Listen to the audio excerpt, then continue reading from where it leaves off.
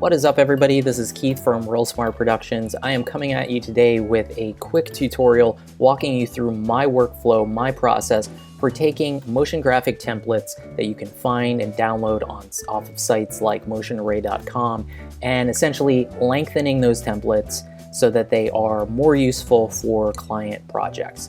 One of the really great things about sites like motionarray.com is that they have an array of different frankly beautifully designed corporate templates, corporate presentation templates that are really good things for startups to use for their pitch decks, or for some of my clients who've recently been doing project bids and so forth. They provide you with a really quick and affordable method for taking media from your clients and inserting it into one of these stylized templates and making basic tweaks to things like the color template and coming up with something on a dime and on a short turnaround time that look fairly nice, fairly polished. So I used one of these the other day. This is Abstract Corporate Slides, and it has this nice kind of shifting organic look to it. I used this and adapted it for a client just this past week, and they were really happy with it. In using a lot of these recently, I've noticed one of the big limitations, of course, is the length. This one here runs under a minute. So what I had to do before I was able to use this for my client is to lengthen the overall presentation, and that involves two separate things. First is duplicating each one of these pre-comps here so that you have more of them to work with. And then the second thing is with each one of these pre-comps, sometimes you'll come to a point in the presentation where you want them to run longer than their set length. These ones run only 7 seconds. So figuring out how to go through and to lengthen each one of these and how to duplicate them is crucial to having a customized project for your client. And I'm going to walk you through my steps for doing that today. Okay, so the first thing that you want to do when you're extending the time of any type of presentation in After Effects is to go up to your composition settings for the main composition and to extend the duration to the desired length of your final video. So we're going to extend this one to 2 minutes. Click enter, and as you can see, the timeline has extended to 2 minutes. One of the things that you will often find in these types of templates is that there will be something like a scene controller at the top that helps to control some of the transitions and so forth. This one doesn't have one, it just has a color control, and since this is not a null layer or an adjustment layer, we don't have to lengthen it, but you can if you want to. The next step then will be to go in and to look at everything that you actually have here that you're going to be working with in this main composition before you start changing anything. So you want to see if there are any hidden layers, and here we have some hidden layers, so we're just going to unveil those.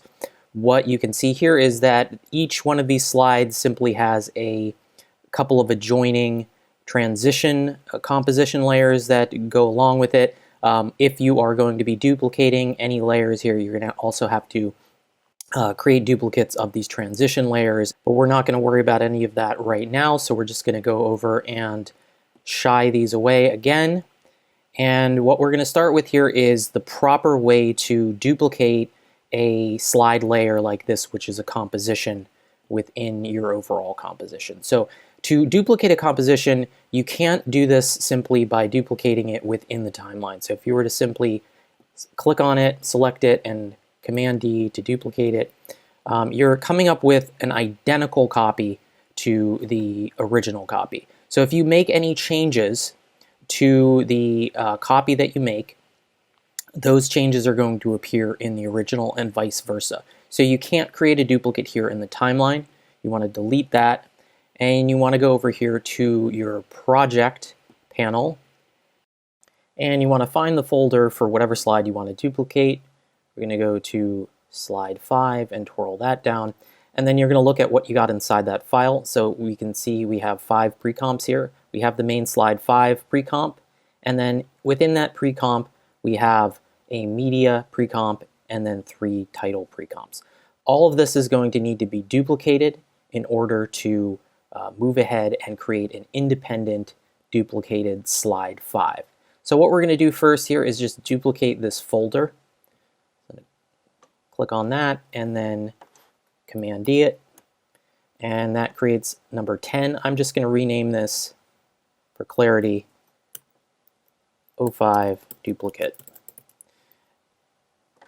Now we're going to go into 05 duplicate, and what you'll see is you have exactly the same pre-comps within that as you did before. So again, these still aren't independent yet. You have to duplicate all of these. So we're going to start by duplicating slide 5, and we're going to rename that 05 duplicate, and we're going to do the same with media.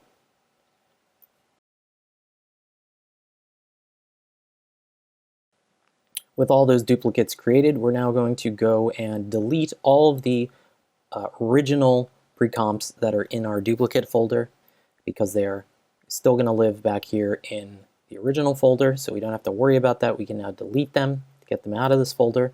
So just going to delete, and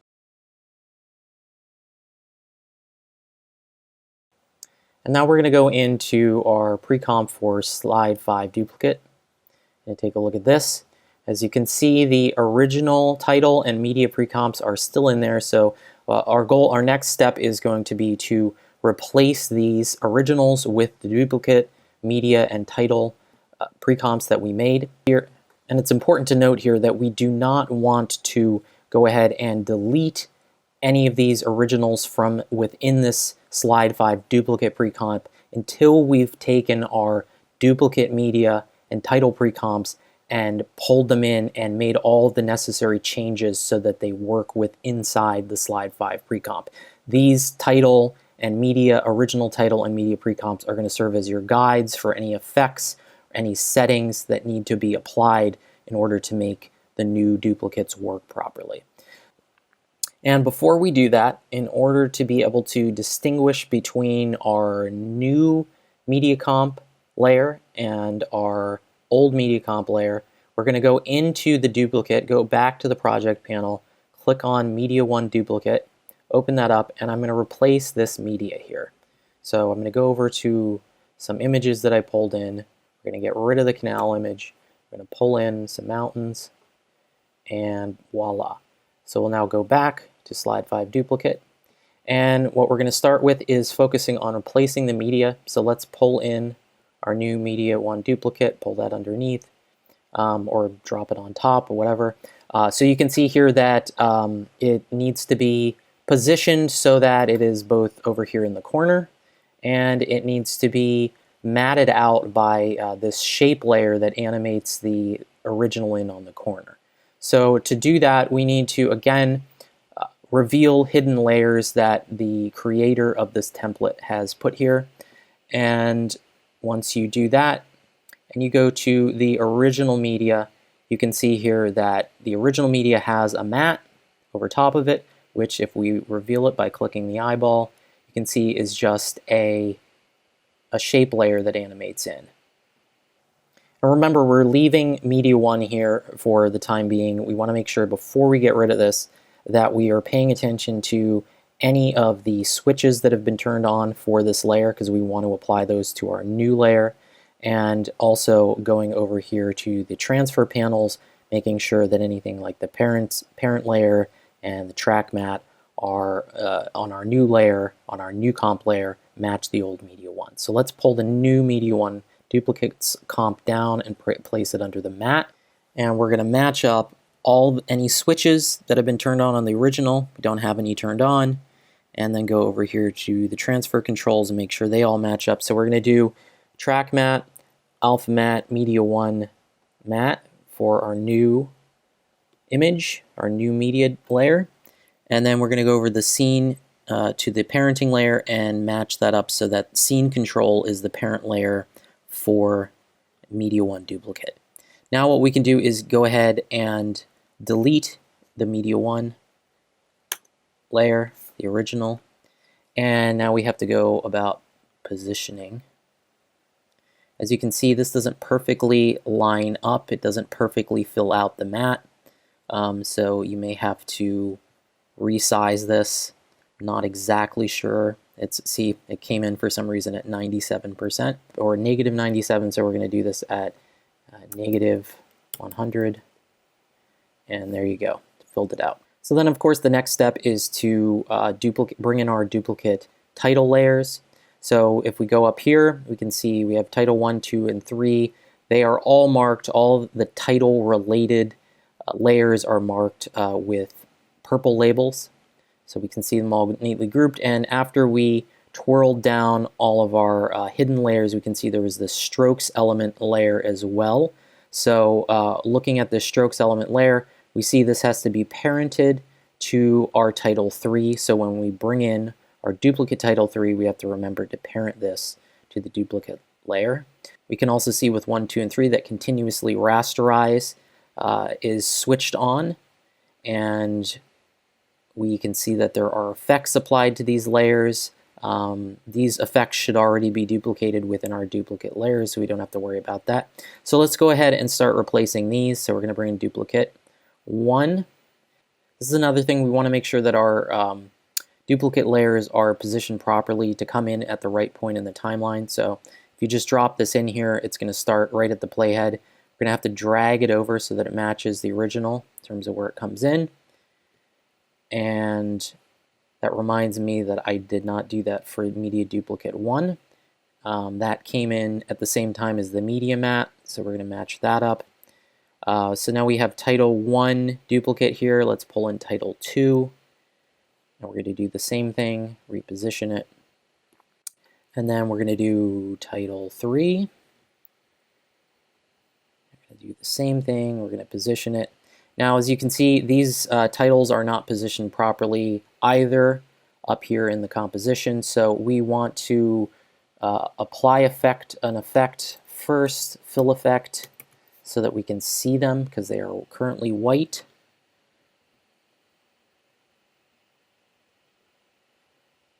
And apply that to title 1. Title 1 turns red. Title 2. So you can, obviously set whatever color you want up here in the fill effect controls. We're going to leave it red for now. And then there's just a couple more things that we have to do here.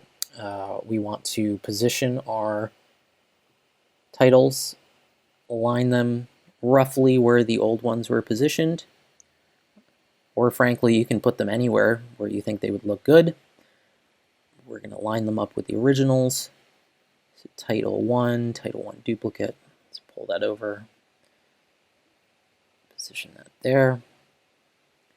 And then title 3 is not animated in yet, so let's animate that in, scrubbing over. And there it is. We're going to line that up with the original down here, zoom in a bit.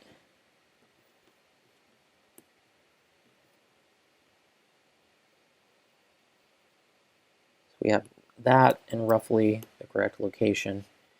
And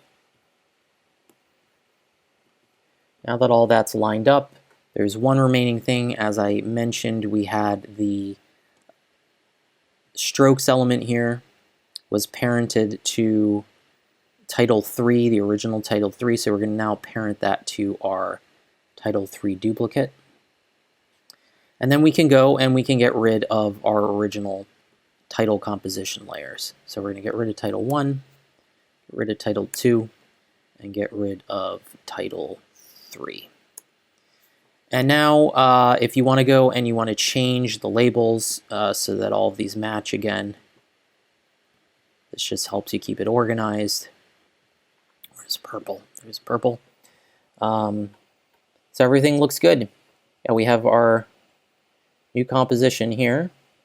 And this slide 5 duplicate composition, if we go and we go back to our render comp, you'll see that the original is right here and nothing has been changed. I do want to note one last thing, or remind you of one last thing. In this composition you do have, and you probably will have in other presentation templates that you use, additional layers here that you need to contend with that are essential to applying the transitions between the slide scenes. So if we were to pull in our new duplicate slide. We first need to shift everything else along.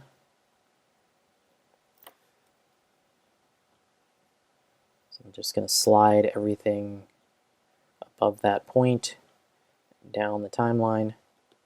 And we need to have these transition layers here for our new slide. So we're just going to duplicate these because these are the same for every single one of these.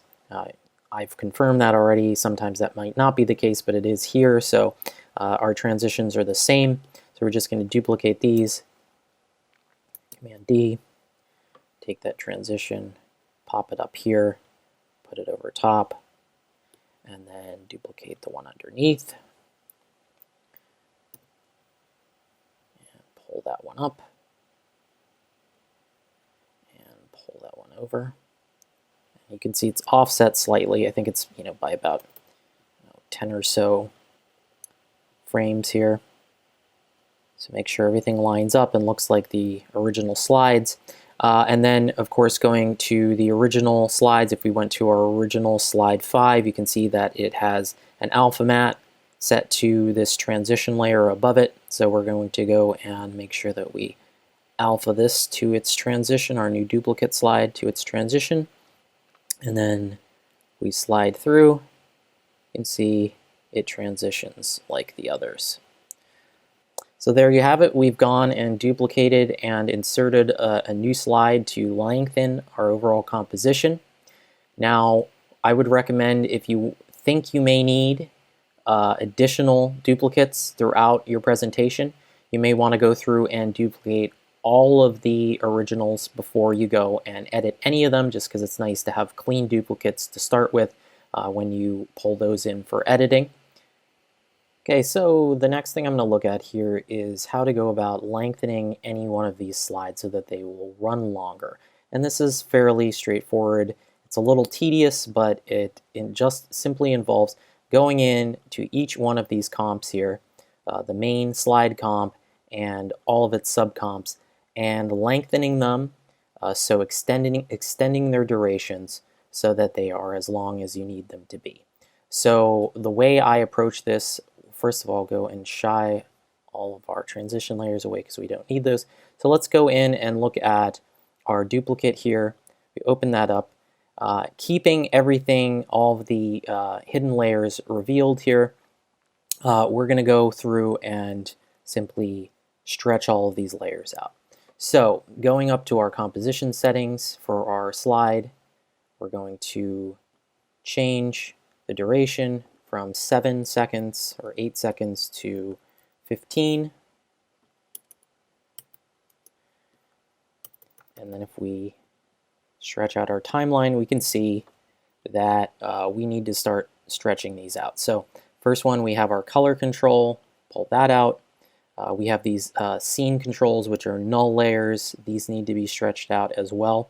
If we look at this scene control and we see what it actually does, this is something you want to do. There are often scene controls like this, and they often have transitions and so forth applied to them. So when you're extending the duration of these comps, you need to go in and you need to look at what types of effects have been applied to the scene controls, because sometimes there are important transitions that have been set up, and you'll need to shift those around so that, say, if you had a transition that originally occurred around 7 seconds, that you can shift that transition, those keyframes, down to the new end of your timeline. But here we only have a scale effect applied so that the images on this in the comp kind of come in ever so slightly. They scale up from about 100 to 104%. I don't actually care about that. I mean, what you can do is, if you want this to, easy ease at the end a little bit so that it doesn't abruptly stop, you can do something like that. But I'm not going to mess around with that because it's a very subtle effect. But I'm going to stretch out this circles block null control. This is a control that links together these circle elements down here so that they all move in unison. And then I'm going to go through, and when we get to the comp layers, we of course have to open them up, and we have to extend each composition's duration in turn in its settings. So 15 here.